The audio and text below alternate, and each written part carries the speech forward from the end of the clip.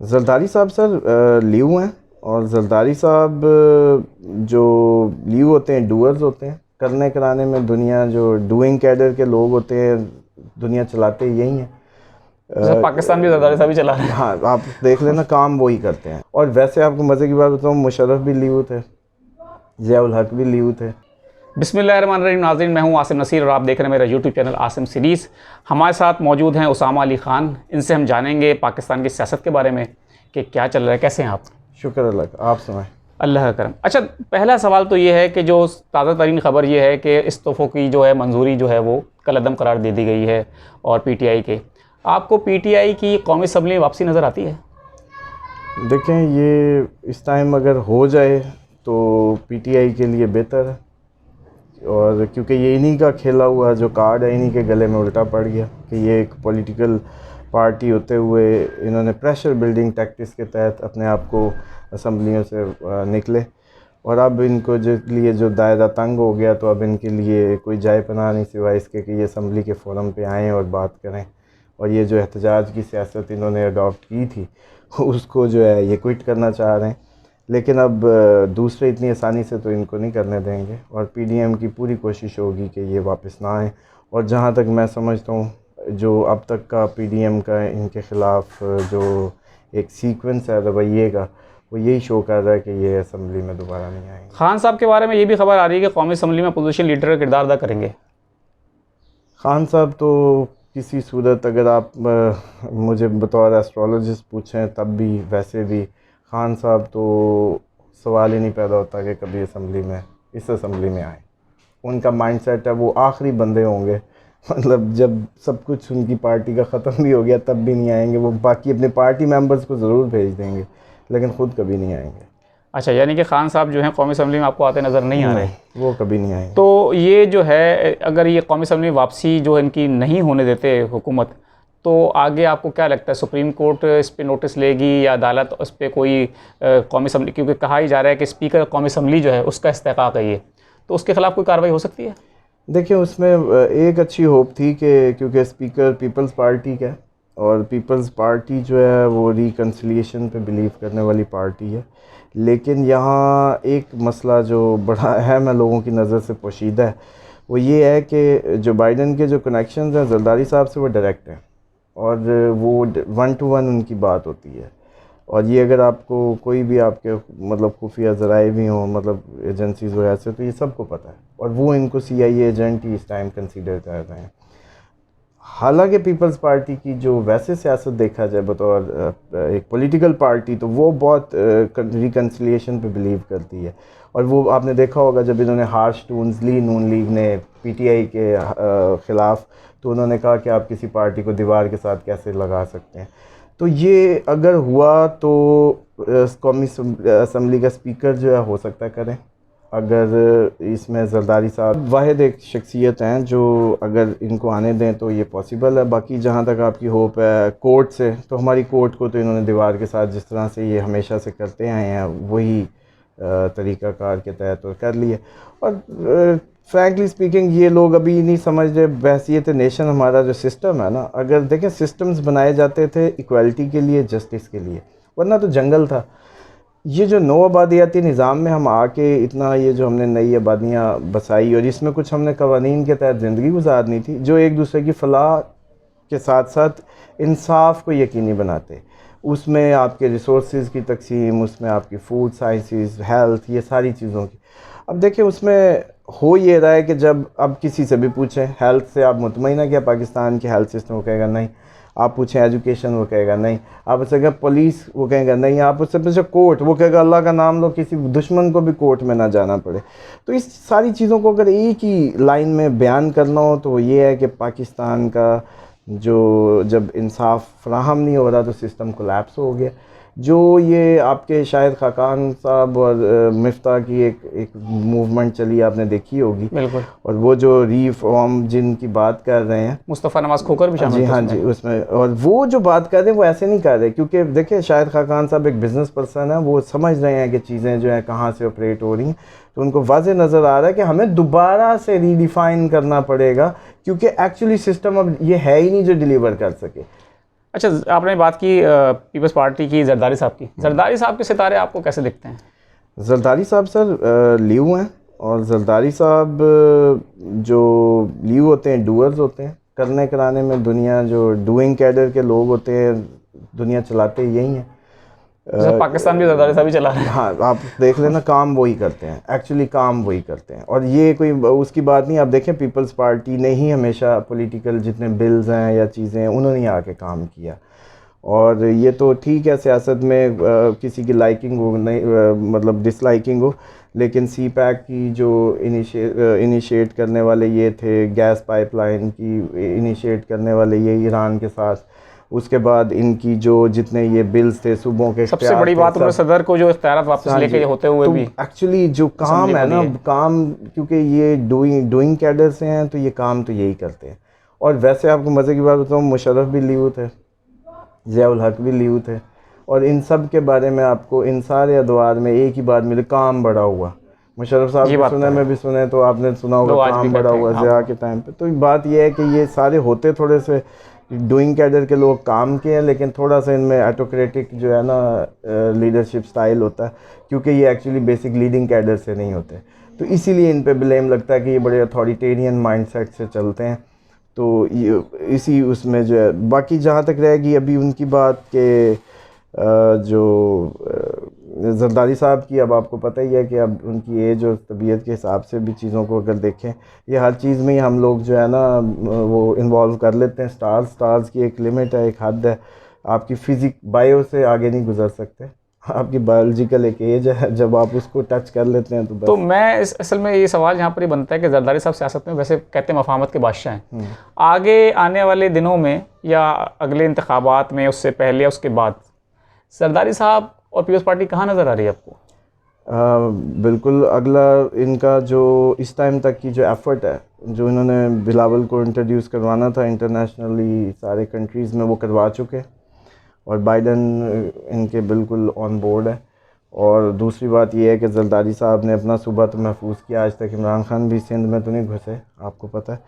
और ये B team का जो मरियम इल्ज़ाम लगाती थी वो बिल्कुल ठीक था किसी हवाले से, क्योंकि इमरान खान ने भी उस साइड पे उस तरीके से टफ़ टाइम नहीं दिया सिंध को जैसा देना था।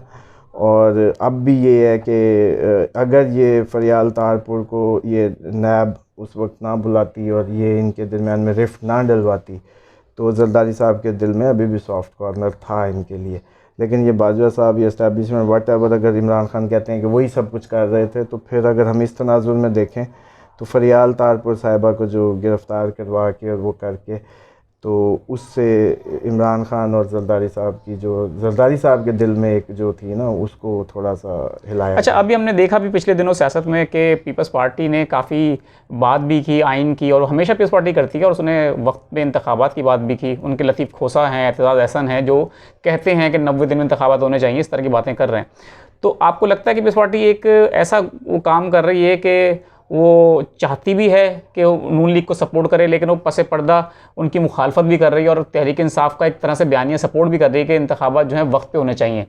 तो आगे इलेक्शन अगर होते हैं तो तहरीक इंसाफ अगर कामयाबी लेती है तो पीपल्स पार्टी उसके साथ शामिल हो सकती है? देखें, आप इस बात को याद करें कि जब जरदारी साहब ने असम्बली में स्पीच दी थी, जब ये हुकूमत बनी थी, तो उन्होंने कहा था इमरान खान हम आपको नहीं गिराएंगे, आप खुद गिरेंगे। तो इससे बड़ा वाज़ेह था कि जरदारी साहब इनको टाइम देना चाहते थे, वरना वो उस वक्त ही कर लेते। ये इस्टेब्लिशमेंट की पूरी जब उन्होंने इन सब के ख़िलाफ़ इतना तेज़ दायरा तंग किया कि ये लोग मजबूर हो गए, इनको अपने लाले पड़ गए जान के। तो आपने साद रफ़ीक साहब की भी सुनी होगी कि इसने हमें ज़िंदा गाड़ देना था। तो वो चीज़ें ऑब्ज़र्व करें ना, तो आपको ये गेम समझ आएगी कि इस्टेब्लिशमेंट ने इनको दबाया, अपोजिशन को, इतना कि ये इनको मजबूर कर दिया इस साइड पे आने के कि इमरान की हुकूमत गिराएं, वरना ये कभी भी ना गिराते इमरान की हुकूमत। क्योंकि इमरान की हुकूमत, इन सब ये कोई बेवकूफ़ हैं, ये आज के से मतलब नए सियासतदान हैं, इनको सब पता था कि इस टाइम हुकूमत लेना कितना बड़ा ख़तरनाक खेल है। और वो खेल उन्होंने खेला किस मजबूरी में कि वो जलने लगे जब पाँव, तो वो जंप करके हुकूमत लेने पे मजबूर हो गए। और ये इस्टेब्लिशमेंट की इनके लिए जो है ना वो थी एक चाल, समझ लें। तो इसी तरीके से मतलब जो जरदारी साहब की जहाँ तक मतलब अब इसकी बात है आगे सियासत की, तो ये सारी की सारी सियासत घुमा के वो लाते वो पीपल्स पार्टी पे कोई क्रश आपने सुना हो, नहीं बिल्कुल 9 मई में पीपल्स पार्टी का नाम बिल्कुल, किसी clean sheet पीटीआई हुई के है, मुंह हाँ। से गाली वो तो जिम्मेदार, मतलब जरदारी साहब का तो किसी पोस्टर चार्टर पे नाम ही नहीं है ना, बिलावल का नाम उनका। और आपने देखा होगा एतजाज साहब और खोसा साहब पिछले तो जब कोई बात होती थी, हम है पीपल्स पार्टी करके काम अपना पूरा कर रहे हैं और पीडीएम में भी हैं। और वैसे जब उनसे पूछेंगे ये फ़ैसला आपकी हुकूमत का, होगा हमारी हुकूमत तो नहीं है, नून लीग की हुकूमत है।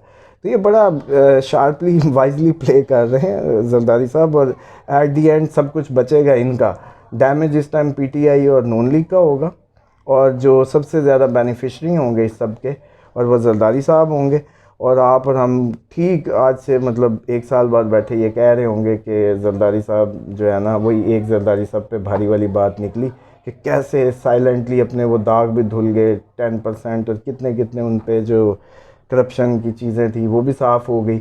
इल्ज़ाम लगेगा कि सफाई किसने करवाई, नून लीग ने, लेकिन साफ़ ये भी हुए। देखें ना कितनी टेक्निकल, नैब की इतने अरसे की इनके केसेस चीज़ें उसी इस्टेब्लिशमेंट से साफ़ भी करवाई।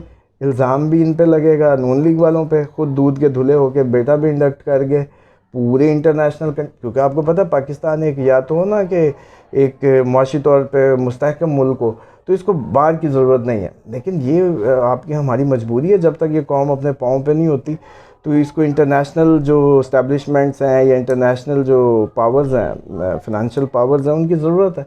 तो उसमें ही इंडक्ट होना सबसे बड़ी बात होती है, और वो बिलावल को कर चुके हैं। अच्छा, तो हम प्रोग्राम के आखिरी हिस्से में अब आपसे बात करेंगे, एक जो हमारा छोटा सा टॉपिक होता है कि दुआएं कबूल क्यों नहीं होती। सम टाइम लोग ये कहते हैं कि हम दुआएं मांगते हैं और वो कबूल क्यों नहीं होती, तो इसके लिए आप बताएं कि ऐसा क्या है इसका। उसमें आसिम साहब असल में बात यह है कि अल्लाह ताला का जो निज़ाम है सब मतलब उसमें आपने सुना होगा कि वो कहता है कि तुम मांगो मैं दूंगा। अब बात यह है कि हमारे ना जो इस्लाम के साथ जो मजाक हुआ है, एक लार्ज तादाद है, आप सब हम सब अमूमन लोगों से सुनते हैं कि मैं तो जी नमाजी भी हूँ, परहेज़गार भी हूँ, सब कुछ करता हूँ जी, और उसके बावजूद भी इतने सालों से अपनी तरफ से अच्छा कर रहा हूँ, तो उसके बावजूद ये देखें इस्लाम की ना कुछ फंडामेंटल चीज़ें हैं जिनको उलमा कराम उस तरीके से एक्सप्लेन नहीं कर पाए, और आप जैसे हम जैसे जो नौजवान थे, स्टूडेंट्स थे, जो साइंस के स्टूडेंट्स थे, उन्होंने दीन को उस तरीके से लेना था और आवाम को डिलीवर करना था, वो किया नहीं। उसमें बात यह है कि अल्लाह ताला ने ये बड़ा वाज़ेह फरमाया है कि ये जो जब आप इसकी दुआओं की सेंस को समझने के लिए तो आप अपने कलमे पे आ जाएं, ला इला सबसे पहले आप नहीं करेंगे तमाम इला को, फिर इल्लल्लाह कहते हैं नहीं फिर तू। तो इसका फार्मूला सिंपल सा है जो अहले बैत के यहाँ बड़ा वाज़ेह उन्होंने बताया। उन्होंने कहा खुदा के यहाँ से अगर आपको कुछ चाहिए तो जिस बात से उसने रोका है उस बात से आप रुक जाएं। ये छोड़ दें कि आप जो ये माइंडसेट है कि आप जी मैं रात को तहज्जुद पढ़ूँ, मैं जी इधर जो देगें चढ़ाऊँ, मैं वजीफ़े चिल्ले, कोई ज़रूरत नहीं है। बड़ा ही आसान है दीन जो है कि जिस बात से रोका है अल्लाह ने उससे रुक जाएं। अब उससे आपको जो उसके यहाँ ख़ास चाहिए, अहम दुआ भी नहीं, कुछ स्पेशल आपको चाहिए वो भी हासिल कर लें। इसमें अब बिल्कुल बड़ा सीधी सी बात है कि ला इला की सेंस भी यही बनती है कि पहले आपको अल्लाह ने नहीं कहा कि मुझे माबूद मानो, पहले उसने कहा सबको ना करो। इसी तरह से आपने ना कर दी अपनी ज़िंदगी में हर उस चीज़ को जिसको खुदा ने रोका, तो फिर आप उससे कुछ भी ले लें। हमने लेकिन ये उल्मा और आपने ये बड़ा हमारे सिलसिले में लोगों के देखा, वज़ाइफ दे रहे होते हैं, चिल्ले दे रहे होते हैं और तवीज़ और ये चीज़ें, बिल्कुल इनका भी एक अपने किसी दिन टॉपिक इन पे अलग-अलग आप टाइम निकालिएगा, हम करेंगे सेशन।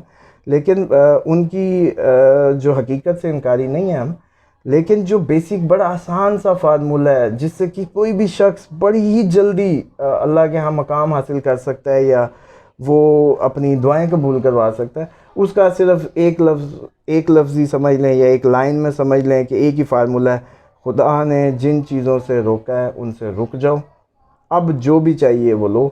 और अहले बैत के हाँ इसको वरा की टर्म में इस्तेमाल किया जाता है, वरा, जैसे हमारे यहाँ तकवा परहेज़गारी, और उसी ये परहेज़गारी के ही सेंस में वरा वर्ड इस्तेमाल होता है, और इसकी वरा इख्तियार करना सबसे ज़्यादा ज़रूरी है। बेशक आप नवाफिल ना पढ़ें, बेशक आप बहुत एक्स्ट्रा मुस्तहब इबादत में ना जाएं, बस अब से पहले तो उस क्राइटेरिया पे तो उतरें कि खुदा ने जिन चीज़ों से रोका उनसे रुक जाएं बस। बहुत बहुत शुक्रिया उसामा साहब। नाज़रीन, आपको हमारे आज की वीडियो उम्मीद है कि अच्छी लगी होगी। हमें कमेंट करके ज़रूर बताइएगा। अपना ख्याल रखिएगा। खुदा हाफिज़।